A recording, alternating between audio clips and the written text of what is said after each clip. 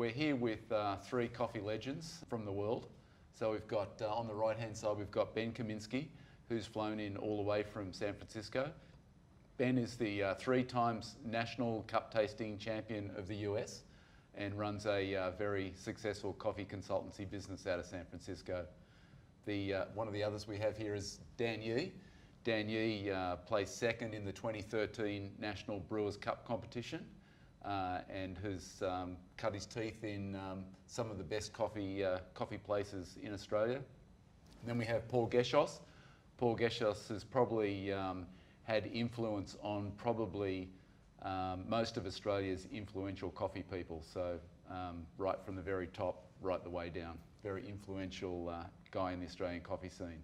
So guys, welcome. Welcome to Sydney, Phil. to Alexandria. Thank you. Thanks for having us. Yeah.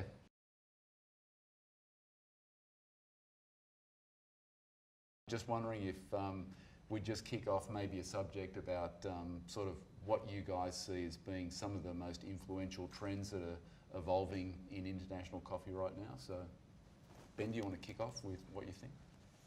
Yeah, certainly, just really creating efficient systems that support consistency at high speed, for the busiest coffee bars. That's a huge one in the States right now. Just building systems that reinforce quality at high volume. That's definitely a huge one. Right, right. What about you, Dan? Yeah, it's definitely true. Lots of new tools and techniques, and I think these things always go through a trial stage. They've always got to be trialed and tested, and some just fall by the wayside. But I think it's important not to get wrapped up too much in those. Not getting sucked into the vortex. Not getting sucked into it, the vortex. Yeah. Yeah, it's easy to. Yeah, trends like that, and also with different milks, alternatives to dairy, so many. Like I can't keep up. Yeah, and then trying to get your head around the consistency Right. with those, Right. and try and I guess like the challenge of meeting people where they're at, but challenging them with new, trying to get people who are stuck in their ways to try something new, and then actually convince yourself that it's better too, and not just at the cup level, but sustainability level, water wastage, how do you process almonds, say? What do you do with them afterwards? Right. Where do they come from? All that. We have that with the cows. Right. So Paul's got a couple of very successful retail outlets, and he also has a successful wholesale business as well. So you've probably got a lot of cut through from sort of like the processing, growing, processing, roasting, retailing, consumption, like the whole value chain. So, Yeah. well, what are you seeing as the trends that are happening now? Trend, I would say more challenge would be water. I think Right. for us, that is our sort of main focal point at the moment, and seeing how, coffee flavors translate through different water profiles. And what we've seen is throughout the whole country, we've got very, very different water sources, different, I guess, components of sodium, potassium, magnesium, and the influence that has on coffee flavor. Is it a trend? Yeah, I would say that it's something that has really come into focus just across the industry, that the importance of water, water chemistry specifically. That's right. But it's not even in our city, we've got multiple water sources. So whether it's coming from Warragamba Dam or Exactly. any other places, it will have a huge influence. Yeah, dramatic. And it can make things taste amazing and really make things taste not so desirable. Right, that's right.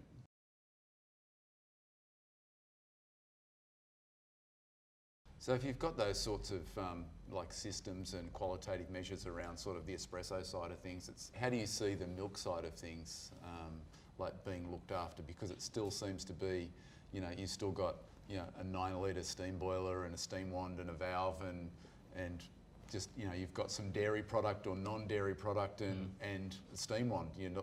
There's no real measure about how to get consistency in the output. Yeah, so do you see any change there at all? I hope so. like surely that's an easy one to address.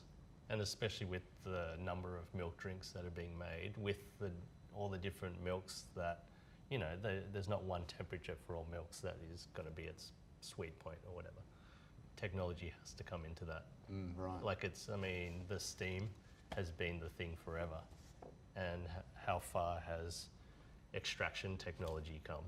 But steam hasn't, really. People are focusing on making, you know, steam boilers that produce drier steam just generally, or hotter steam, such that, you know, you can add less water to the milk, you know, while you're steaming the milk. So the effect is that you get this creamier beverage, richer, and one that's less diluted. So isn't that what you're developing?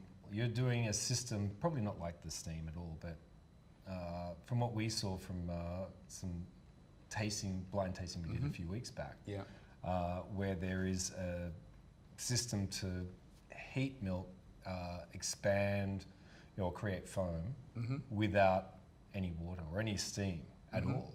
Yeah, we are working on that technology.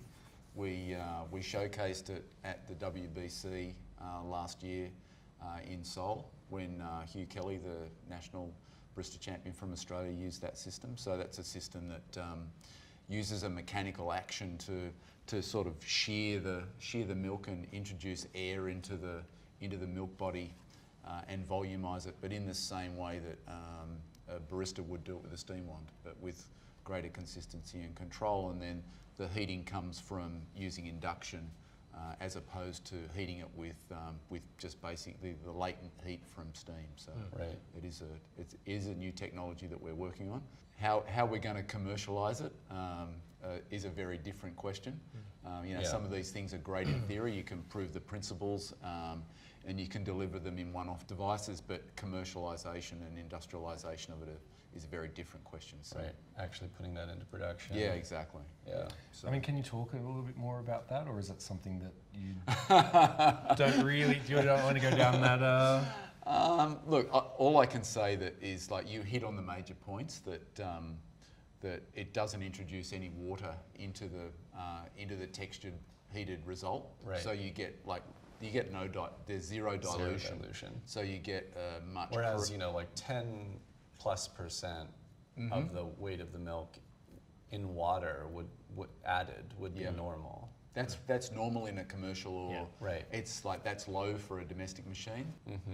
But so as we call it, the milk cloud, it's technology where you don't add any water at all, so you get the mouthfeel is like far creamier. You've got a much more tactile drink experience. And the other thing about it is it's like the surface of the milk holds up for much longer, so it's obviously maintaining that microfoam, that structure for much longer than the conventional methods that we're using now. Right. So.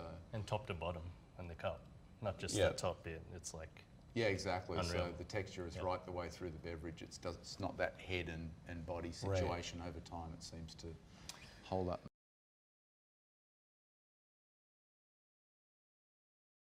So I know you guys have had experience with the oracles. I think are you installing them into some office? Yeah, we are accounts? Exactly. Yeah, and they're loving them, and even restaurants are taking them it's on like, too. It is. It's such a great solution. I mean, because I think there's a level of quality that I think is expected, and which you would normally have to, install a commercial machine to be able to do this. Then do the training.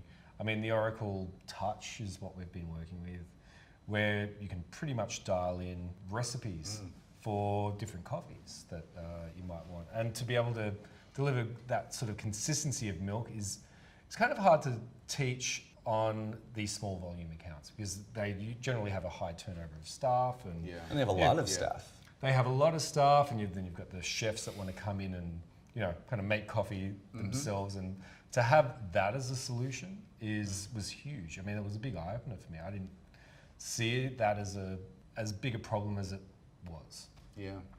Because it's just changing that mindset. I think a little bit of a struggle, but not really. I guess as far as people going, they see these shiny stainless steel Italian machines that, and everyone wants it with a heat exchange sticking out where they're burning themselves and, no control. Yeah. Where, you have to have someone who actually has some sort of knowledge on how to pull an espresso and steam to do it, a barista who's been trained.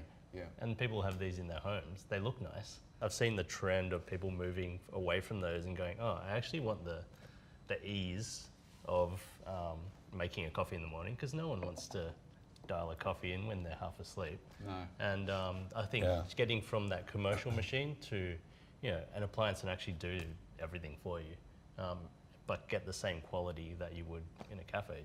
That's the bridge. This is the expectation, though, isn't it? Consumers expect to be able to replicate what they had in one of your, bars outside. They expect to be able to replicate that at home anytime they want. Yeah. Yeah, without burning through half a kilo of coffee dialed Right. in. I mean, that is the quintessential previous experience of making espresso at home. I think any of us would say that we would never have an espresso machine in our homes because we know what it takes to get to where we would want to drink it. Yeah. And having that experience with the Oracle of just having the majority of that process be automated, and then really only needing to interact with those points that where you're really controlling the quality, picking the grind size, picking the extraction time, that is really all you do. That was the thing that I really noticed about the Oracle Touch, just that you could just throw the milk pitcher underneath the steam wand and really get perfect results with no effort by just pushing a button. We're doing a lot more of that sort of science-validated type stuff as well. So, like you guys sat in on that panel, so we're engaging, outside experts to, design, I suppose, testing protocols that will be robust when you review the data, and get industry professionals in that can really sort of drill down on every single nuance that the consumer's going to experience that may not be able to articulate. Yeah. So by you or guys, even necessarily notice. well, yeah, that somehow it's impacting their experience, but they don't know that it's happening. Whereas you get someone who's got a very tuned-in palate, a vocabulary that is able to articulate their experiences. It really helps you narrow down on sort of like that whole what you need to do to the product to deliver a better outcome. If you read the reviews of online of products like the Oracle Touch, consumers do say that a lot. It's like, there's no need for me to ever go to a cafe again. Sorry, guys. Yeah. But they do say that. It's finally I'm able to replicate my cafe experience at home, but I didn't need to know how to be a barista.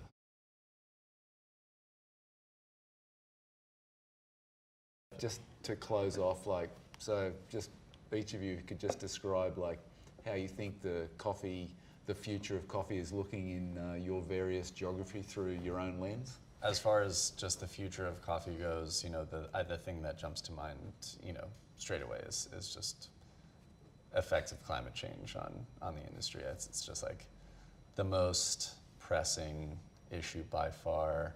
It's going to affect everyone, really dramatically. The farmers, most of all, that are producing the coffee in these, much poorer countries. And, we all source very high quality coffees, and those generally come from places of higher elevation, cooler climates, and that's a really important part to the development of high quality coffee. Of course, coffee is coming from a plant. As those temperatures warm in those climates, many factors come along with it, pests and bacterias, molds, and all these different things that can affect the trees. So that, is along with, just every part of the world, climate change is really threatening the industry, and the sustainability of the industry. That is the biggest thing, not to sound so dire, but that's a real thing. It's a real it's thing. very much the thing that is for our part of the industry sort of constant topic of discussion. And Yeah, it gets a lot of industry focus, not a lot of consumer focus. of course, yeah, for sure. What about you, Dan? How do you see coffee through the lens that you view the world? Yeah, I guess even flowing on from that, you know, at the bar end of the scale, or the roasting, you know, we can only make a good coffee as is available, and if we're depleting that in a negative or like in a really bad way, and we're not doing anything to support that, yeah, we can only work with what we have. So from a bar level, it's almost, I don't think it stops with just the baristas necessarily, or the roasters. I think it's got to be communicated to the consumers. They're the ones paying for it. Yeah, it's got to go further than just at the bar. It's got to go further. That education, which is with everything, with how the quality of coffee has progressed. It's that communication of why we're doing this thing that might be a little bit different, why this is a better way to go. Right. Just that communication. I think, yeah, it's often just the alienation and the elitism that some baristas can put forward, and making customers feel stupid sometimes. Yeah. But actually, We've all seen that, I think. yeah, Yeah. like it's brutal. It's And, embarrassing. it's embarrassing. You know, and you kind of want to meet people where they're at, and people Yeah. are still people, and we can communicate this stuff, and that's what we need to do, I think. And what about you, Paulie? How do you see the health of the coffee nation through your lens? Well, yeah, I mean, I agree. I think this is a thing that we're sort of all talking about right now. And I mean, it's not just a new thing. I think it's something that has been ongoing for many years. And I think for us, our responsibility is really trying to work with people who, you know, can affect some sort of change on the ground, and choosing where to buy coffee and where not to buy coffee. Right. Really encouraging organic production of coffee. I mean, I think that's something that's a big, it's a bit of a risk take for a lot of producers, because I think there's an immediate hit on yield. That's right. But it has long-term benefits. I mean, Yeah. that's only part of the story. So for us, it's really, I mean, we're sort of internalizing this, but we also have the ability to, you know, open the doors to the consumers from our perspective and show them what we care about. And we can only do this on a sort of company level, is be able to sort of, you know, curate, I guess, what we do through the lens of that. Yeah. With all this in mind, you know, working with producers that aren't necessarily just going for high yield, you know, factory farms. Yeah. But, you know, sort of working on sort of minimal intervention, you know, farming that can sort of sustain. You know, they're actually adding more back into the soil than removing. Then they're taking out, yeah. And so that farm will, you know, be able to thrive for generations. And that's something we've been mindful of when we're working with coffee Sourcing producers. coffee, yeah.